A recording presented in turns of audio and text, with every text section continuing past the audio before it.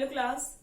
आज हम बात करते हैं 11th क्लास के नेक्स्ट चैप्टर के बारे में। 4th and 5th chapter, 2 chapter हो जाएंगे। 4th में तो आपका थोड़ा सा ही मैटर है। 5th चैप्टर आपका अकाउंटिंग इक्वेशन का है। लास्ट क्लास में मैंने बात की थी अकाउंटिंग कंसेप्ट एंड प्रिंसिपल्स की। आई होप आपको वो क्लियर हो गए होंगे। अब बात करते हैं 4th चैप्टर की। फर्स्ट ऑफ ऑल चैप्टर 4 आपका है basis of accounting. Basis of accounting में क्या होता है, आपके पास अकाउंटिंग के मेनली 2 बेस हैं जिसके आप ऊपर बेस्ड आप एंट्रीज पास करते हो। वो बेस है आपके, फर्स्ट है आपका कैश बेसिस, नेक्स्ट है आपका एक्रूवल बेसिस। कैश बेसिस क्या है? कैश बेसिस वो मेथड है जहां पर आप ओनली कैश के ट्रांजेक्शन्स को एंटर करते हो। जिस टाइम आपने पेमेंट की है हम सिर्फ उसी इवेंट को ध्यान में रखते हैं।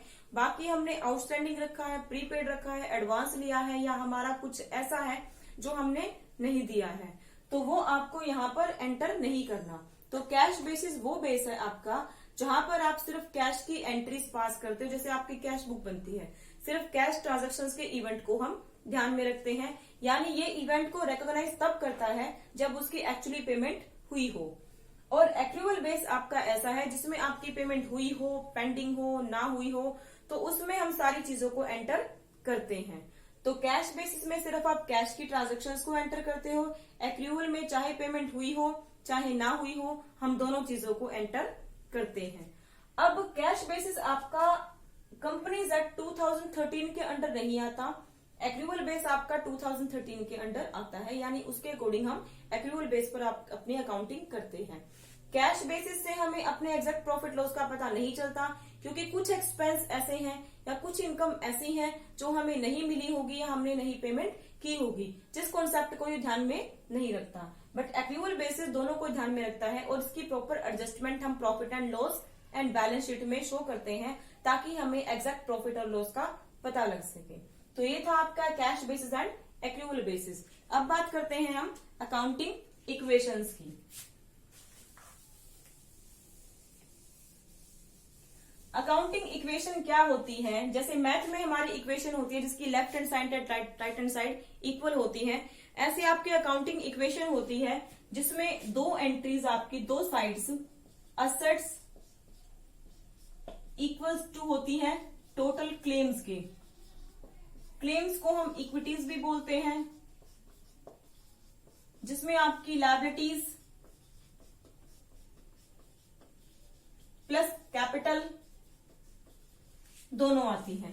तो आप कोई भी ट्रांजैक्शन करोगे तो आपकी ये दोनों साइड हमेशा इक्वल आएंगी। अगर आपकी इक्वल नहीं आती इट मीन्स आपने एंट्री ही गलत की है। तो आप चाहे कोई भी काम करोगे आपकी दोनों साइड हमेशा इक्वल आएंगी। तो इसी के बेस पे हम डबल एंट्री सिस्टम को फॉलो करते हैं, क्योंकि एक इवेंट का, एक ट्रांजैक्शन का आपको 2 अकाउंट पर इफेक्ट पड़ता है, इसीलिए आप उन चीज को 2 जगह पर एंट्री करते हो। तो ये आपकी अकाउंटिंग इक्वेशन होती है जो 2 साइड्स को शो करती है, जहां पर आपकी असेट्स और लायबिलिटीज इक्वल होती हैं। आप हर एक ट्रांजेक्शन करोगे उसके बाद अपने टोटल को चेक करोगे तो आपकी दोनों साइड हमेशा इक्वल आनी चाहिए। हम इस एग्जाम्पल के थ्रू एक अकाउंटिंग इक्वेशन बना के दिखाते हैं। आप अकाउंटिंग इक्वेशन बनाओगे, यहां से आप सीरियल नंबर लिखोगे या आपकी जो भी डेट होगी ट्रांजैक्शन की वो लिखी जाएगी। यहां पर डेट या सीरियल नंबर, आपकी पर्टिकुलर्स, आप इंफॉर्मेशन को शो करोगे कि ये आपने क्या किया है। उसके बाद एक साइड आप लोगे अपनी असेट्स को equal to liabilities plus capital.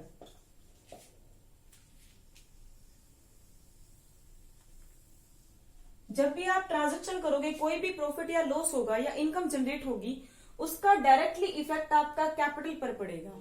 Expense होगी तो माइनस हो जाएगा, इनकेस अगर आपका वो प्रॉफिट है तो वो प्लस हो जाएगी। तो हर एक चीज का डायरेक्टली इफेक्ट एक्सपेंस या इनकम का आपका कैपिटल पर पड़ता है।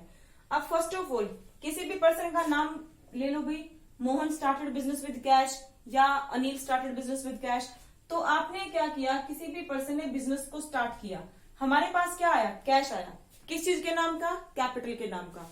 तो कैश आया कैपिटल के नाम का, वो पैसा ओनर ने लगाया है, बट ओनर को हम क्या मानते हैं, उसके बिजनेस से अलग मानते हैं। सेपरेट लीगल एंटिटी कंसेप्ट के अंडर क्या था कि बिजनेस को हम बिजनेस के ओनर से अलग मानते हैं, पैसे को तो हम ये मान के चलते हैं कि उसने हमें उधार दिया है और कुछ टाइम के बाद वो हमें पेमेंट करना है, इसीलिए हम बिजनेसमैन को, जो ओनर है, उसको हम उस बिजनेस का क्रेडिटर मानकर चलते हैं। तो कितना पैसा लगाकर बिजनेस को स्टार्ट किया, 1,50,000। तो यहाँ पर आपकी ट्रांजेक्शन होगी, आप यहाँ पर लिखोगे started business with cash.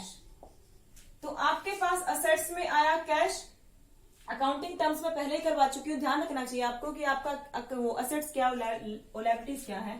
Cash आपका और आपकी कैपिटल, अभी लायबिलिटीज में कुछ भी नहीं है। तो हमने कैश लगाया, हमारे पास कैश आया, थोड़ा सा यहां लिख देते हैं, और भी असेट्स आएगी 1,50,000, और आपके पास कैपिटल भी आ गई कितने की, 1,50,000। दोनों का टोटल हमारा इक्वल है यहां। Second point, furniture purchased for cash 20,000। अब डबल एस्पेक्ट देखो, हमारे पास फर्नीचर आया इन और गया क्या, कैश गया आउट। तो एक चीज आई, दूसरी चीज चली गई। फर्नीचर भी असेट्स है, कैश आपका भी असेट्स है, दोनों ही असेट्स हैं। तो यहां पर आपकी एक असेट और आ गई, यहां लिख दोगे आप फर्नीचर। सेकेंड पॉइंट आप लिखोगे फर्नीचर परचेस्ड फॉर कैश। कितने का फर्नीचर परचेज किया, 20,000 का। तो फर्नीचर आ गया आपका 20,000 का, और 20,000 का हमारे पास कैश भी चला गया। एक चीज आई, एक चीज हमारे पास से चली गई। तो इसका टोटल फिर करके देखो कि आपके पास दोनों साइड इक्वल है या नहीं है। 150 में से गया 20,000, 30,000, 1,30,000 आपका, प्लस 20,000 इक्वल, यहां पर कुछ भी नहीं, और ये आपका 1,50,000। तो 130,000 प्लस में 20,000, 150,000, और यहां पर आपका 150,000, तो ये आता है आपका 1,50,000। तो हमारा इसमें दोनों साइड का टोटल इक्वल आता है। चाहे हम कोई भी ट्रांजेक्शन करें तो दोनों का टोटल हमारा इक्वल आएगा, दोनों साइड्स का। तो देखा कि इसके बाद 130 प्लस 20,000, 150,000 आपका इक्वल है। अब बात करते हैं नेक्स्ट की, purchased goods on credit to Mahesh. हमने गुड्स परचेज की हैं फ्रॉम महेश से हमने गुड्स परचेज की उधार में 25,000। एंट्री आएगी आपकी goods purchased from Mukesh on credit. आपके पास गुड्स आई, गुड्स आती है तो आपका स्टॉक आता है, स्टॉक भी आपका असेट है। यहां लिखोगे स्टॉक कितने का है, 25,000 का। जैसे ही हमारे पास गुड्स आई, हमने परचेज की वो उधार में, तो उधार परचेज करेंगे तो क्रेडिटर्स बढ़ गए। क्रेडिटर्स क्या है, हमारी लायबिलिटी। तो यहां पर आपकी लायबिलिटीज में आ जाएंगे क्रेडिटर्स, CRS से डिनोट कर रही हूं मैं इसको। तो कितने की गुड्स परचेज की हमने, 25,000 की। तो 25,000 का मेरे पास आ गया स्टॉक, और क्रेडिटर्स आपके अराइज हो गए 25,000 से। अब देखो आपका ट्रांजेक्शन, आपकी ट्रांजेक्शन के बाद टोटल पे क्या इफेक्ट पड़ता है, 1,30,000 प्लस आपका 20,000 प्लस 25,000 इक्वल टू 25,000 प्लस आपका 1,50,000। तो 150,000 प्लस 25,000 175,000, 130 एंड 20 150 प्लस 25 175,000। तो किसी भी ट्रांजैक्शन के बाद आपका टोटल हमेशा इक्वल है। आगे देखते हैं, एडिशनल कैपिटल इंट्रोड्यूस 20,000। हमने एडिशनल कैपिटल लगाई 20,000 की, तो कैश आया प्लस किसके नाम का, कैपिटल के नाम का। इट मीन्स आपका कैपिटल भी बढ़ गई, आपकी कैपिटल भी बढ़ गई और आपका कैश भी इंक्रीज हो गया। तो आप यहां पर लिखोगे, एंट्री पास होगी आपकी फिफ्थ, चलो फिफ्थ को पहले, सॉरी भाई फोर्थ को वो हमने छोड़ दिया, फोर्थ कर लेते हैं पहले। सोल्ड गुड्स 10,000 रुपीज, 10,000 की कॉस्ट है, यानी हमारी लागत कितने की, 10,000 की। बेचा हमने कितने में उसको, 14,000 में। किसको बेचा, मोहन को। चाहे आप किसी भी पर्सन को बेचते हो, आपने कैश में बेचा तो वो पर्सन मैटर नहीं करता। बात सिर्फ इतनी सी है कि आपके पास पैसा आया, गुड्स चली गई। 10,000 की गुड्स को 14,000 में बेच दिया, प्रॉफिट हमारा कितना आया, 4,000। प्रॉफिट आता है तो डायरेक्टली आपकी कैपिटल इफेक्टेड होती है, प्रॉफिट आया तो कैपिटल में प्लस हो जाएगा। अब यहां लिखोगे sold goods for cash, cash कितना आया, 14,000। गुड्स कितने की गई, 10,000 की। जितने की गुड्स गई, गुड्स जाएंगे आपके स्टॉक में से, उतने की ही आपके पास अफेक्शन होगा। यहाँ पर 14,000 कैश आया, 10,000 की गुड्स चलेगी, प्रॉफिट हुआ 4,000, प्रॉफिट को कैपिटल में ऐड कर दोगे आप, तो ये आपकी ट्रांजैक्शन होगी। इफेक्टेड देख लो क्या क्या हुआ है आपका। आपके पास 144,000 तो हो गया है कैश, 20,000 आपके पास है फर्नीचर, 15,000 की रह गई आपके पास गुड्स, 25,000 आपके पास लायबिलिटीज और 154,000 आपके पास कैपिटल। टोटल करके देख लो भाई, आपका ये इक्वल आएगा। नेक्स्ट मैंने बताई कि कैपिटल एडिशनल इंट्रोड्यूस की, तो फिफ्थ एडिशनल कैपिटल, कैपिटल की वजह से आपके पास कैश भी बढ़ गया, यहां पर कुछ नहीं, यहां पर कुछ नहीं, कुछ नहीं, आपके पास कैश और कैपिटल दोनों इंक्रीज हो गई हैं। तो कैश हो गया मेरे पास 1,64,000, furniture is as it is, 15,000 की गुड्स आपके पास, 25,000 आपके पास क्रेडिटर्स, प्लस 1,74,000 आपके पास लायबिलिटीज। नेक्स्ट है कमीशन रिसीव्ड इन एडवांस 2,000 का मुझे कमीशन मिला। तो कमीशन आप अगर एडवांस में रिसीव करते हो, जब तक मैंने उस काम को कंप्लीट नहीं किया है, तो वो मेरे पास एक बर्डन की तरह, इट मीन्स वो आपकी लायबिलिटी माना जाएगा। तो आपकी एक और लायबिलिटी आ गई है, commission advance, received in advance. तो आपके पास कमीशन आ गया है 2,000 का, तो 2,000 आपके पास कमीशन में ऐड हो जाएंगे यहां से, प्लस क्रेडिटर्स आपके एज इट इज। और क्योंकि कमीशन आया तो पैसा तो आया होगा ना, कमीशन रिसीव्ड इन एडवांस, और वो किस में इफेक्ट होगा, आपका कैपिटल में इफेक्ट होगा।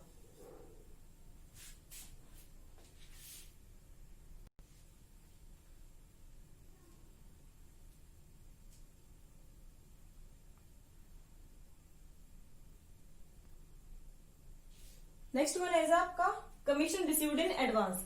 जब कमीशन आपके पास साइड में से, एक तो आपके पास कैश आया, कैश आया तो हमने उसको 2,000 को यहां पर ऐड कर दोगे, लिख दोगे यहां पर कमीशन रिसीव्ड इन एडवांस, और एक आपके पास वो लायबिलिटीज अराइज हो जाएगी कमीशन एडवांस की, तो यहां पर 2,000 आपके लायबिलिटीज के नाम के आ जाएंगे। तो यहां पर कुछ भी नहीं हुआ, एज इट इज है, यहां पर भी आपका इवेंट में कुछ भी नहीं हुआ, तो टोटल आपका होगा 1,66,000, 20,000 आपका यहाँ पर, 15,000 की आपकी है असेट्स जो है आपकी स्टॉक, 2,000 की लायबिलिटी अराइज हुई, प्लस 25,000 आपके पास थे क्रेडिटर्स के, और प्लस 1,74,000 आपके पास है कैपिटल का। नेक्स्ट कहता है paid to creditors in full settlement 22,500। आपका क्रेडिटर कौन था, हमारा क्रेडिटर था ये, तो थर्ड ट्रांजैक्शन का पेमेंट हमने कैसे की, 7th में। फुल सेटलमेंट का मतलब है कि हमने उसका अब कुछ भी नहीं देना, तो पेमेंट करनी कितनी थी, 25,000, पेमेंट की है कितनी हमने, 22,500। इसमें हमें 2500 का प्रॉफिट हुआ, बेनिफिट हुआ, तो यहां पर दिखा दोगे पेड टू क्रेडिटर। हमारा क्रेडिटर था कितने का, क्रेडिटर था हमारा 25,000 का, जिसकी होगी फुल सेटलमेंट।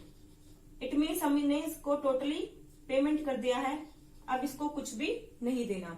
कैश गया कितना, 22,500, और प्रॉफिट हुआ कितना हमें, 2,500। तो आप इसके बाद बैलेंस करके देख लेना, मैं इकट्ठी दोनों ट्रांजेक्शन कर रही हूँ, फिर बैलेंस चेक कर लेना।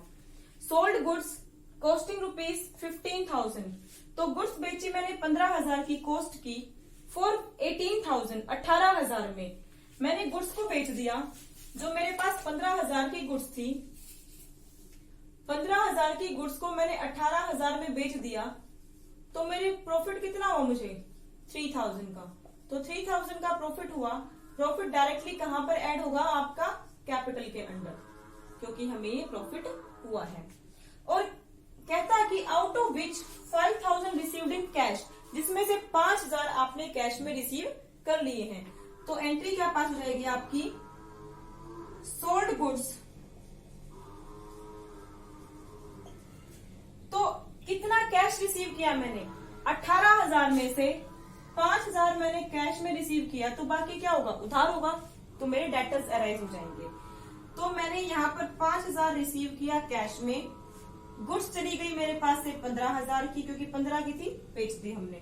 प्रॉफिट हमें कितना हुआ 3,000 का, वो 3,000 का प्रॉफिट आप ऐड कर दोगे कैपिटल में, क्योंकि आपकी कैपिटल इंक्रीज हुई। आपका अगर प्रॉफिट होता है तो आपकी कैपिटल इंक्रीज हो जाती है।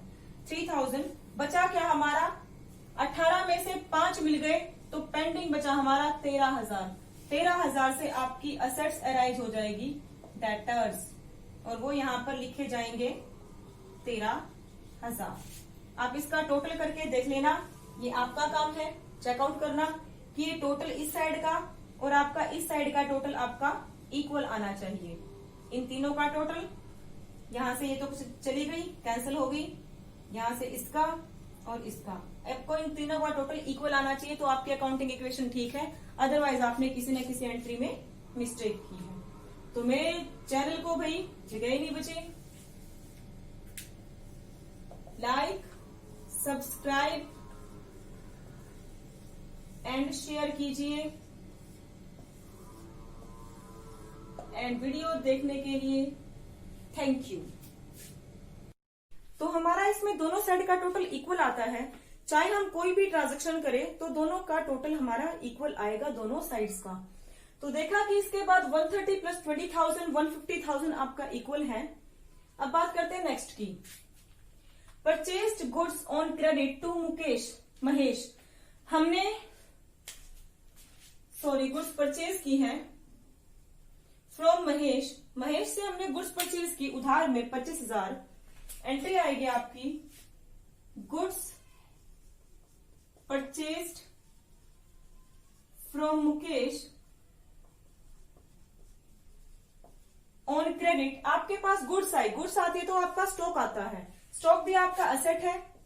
यहां लिखोगे स्टॉक कितने का है, 25,000 का। जैसे ही हमारे पास गुड्स आई, हमने परचेज की वो उधार में, तो उधार परचेज करेंगे तो क्रेडिटर्स बढ़ गए।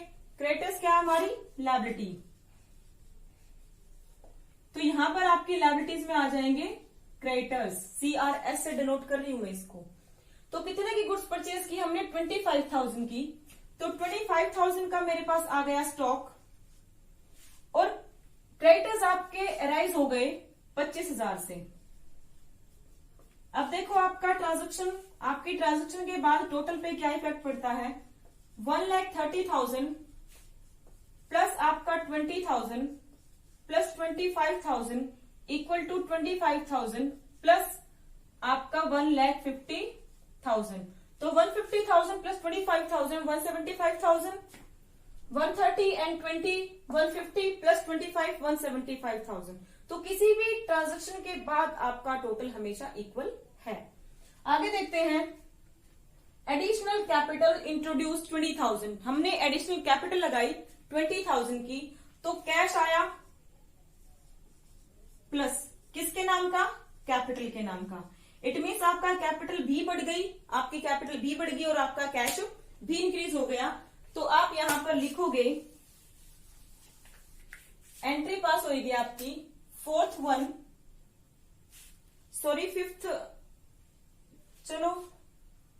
फिफ्थ को पहले, फोर्थ को वो हमने छोड़ दिया, फोर्थ कर लेते हैं पहले।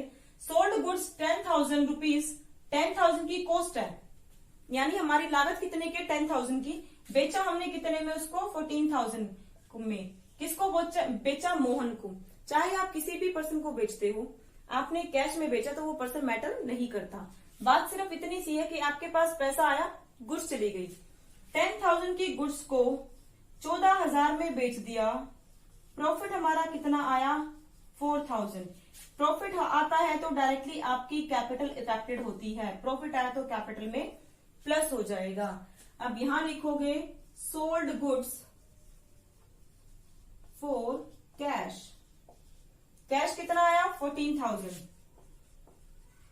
गुड्स कितने की गई, 10,000 की। जितने की गुड्स गई, गुड्स जाएंगे आपके स्टॉक में से, उतने की ही आपके पास अफेक्शन होगा। यहाँ पर 14,000 कैश आया, 10,000 की गुड्स चलेगी, प्रॉफिट हुआ 4,000, प्रॉफिट को कैपिटल में ऐड कर दोगे आप, तो ये आपकी ट्रांजैक्शन होगी। इफेक्टेड देख लो क्या क्या हुआ है आपका।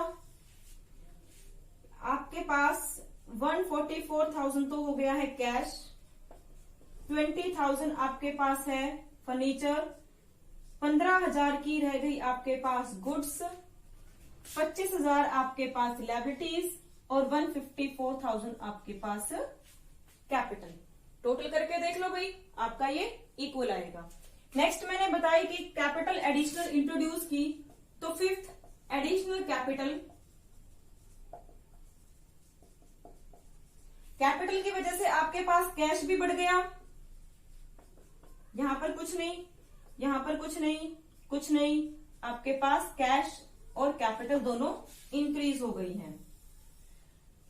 तो कैश हो गया मेरे पास 1,64,000, furniture is as it is, 15,000 की गुड्स आपके पास, 25,000 आपके पास क्रेडिटर्स, प्लस 1,74,000 आपके पास लायबिलिटीज। नेक्स्ट है कमीशन रिसीव्ड इन एडवांस 2,000 का मुझे कमीशन मिला।